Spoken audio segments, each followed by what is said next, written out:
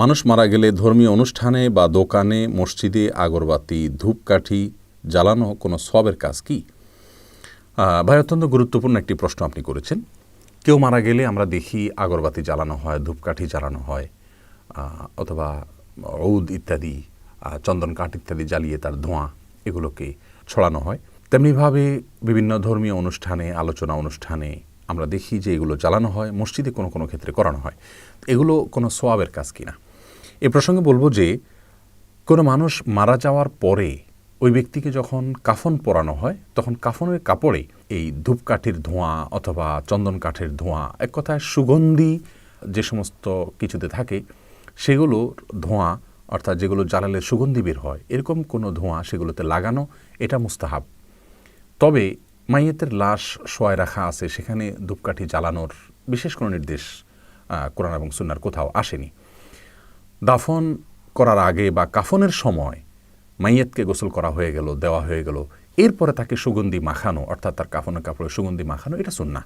তারই অংশ হিসাবে আমরা আমাদের দেশে আতর ব্যবহার করা হয়। তো সেখানে বিভিন্ন সাহাবায়ে কেরামের আমল দ্বারা প্রমাণ হয় যে কাফনের কাপড়টার মধ্যে আপনার এরকম ধূপকাঠির ধোঁয়া হোক বা আপনার চন্দন কাঠের ধোঁয়া হোক, এগুলোকে আপনার ওই কাপড়ে কিছুটা ধোঁয়াটা লাগাই দেওয়া, অর্থাৎ গ্রানটা লাগাই দেওয়া, এটা মুস্তাহাব।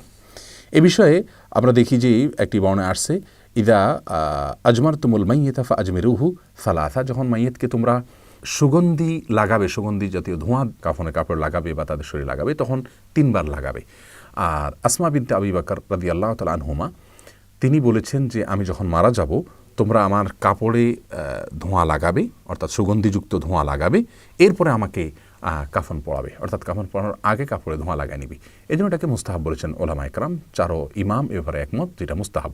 কিন্তু মাইয়েতকে শোয়া রাখা আছে গোসলের আগে পরে, মারা যাওয়ার সঙ্গে সঙ্গে সারাক্ষণ ধূপ জ্বালিয়ে রাখা, এটার জন্য বিশেষ কোনো নির্দেশ নাই। আর এখানে উদ্দেশ্য ধূপ জ্বালানো না অথবা আগরবাতি বা এ জাতীয় কোনো কিছু জ্বালানো, উদ্দেশ্য হলো সুগন্ধি সেখানে মাখানো বা সুগন্ধি লাগানো। সে যেভাবেই হোক তাতেই মুস্তাহাব আদায় হয়ে যাবে ইনশাআল্লাহ বিইذনিল্লাহ। সেই সাথে মসজিদের মধ্যেও ধূপকাঠি জ্বালানো বা আগরবাতি জ্বালানো অথবা আপনার সুগন্ধিযুক্ত কাষ্ঠ ইত্যাদি পুড়িয়ে সেটার ধোঁয়াকে ছড়ানো সুগন্ধির উদ্দেশ্যে, এটা মুস্তাহাব।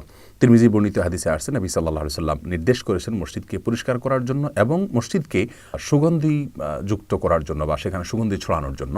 সুগন্ধি ছড়ানোর জন্য এটাই সবচেয়ে প্রাচীনতম পদ্ধতি এবং এই পদ্ধতি এর বাইরে আর কোনো পদ্ধতিতে, আধুনিক পদ্ধতি যদি আমরা সুগন্ধি ছড়াই তাতেও মসজিদকে সুগন্ধি যুক্ত করার সুন্নাহ যেটা, সেটি আদায় হয়ে যাবে ইনশাআল্লাহ।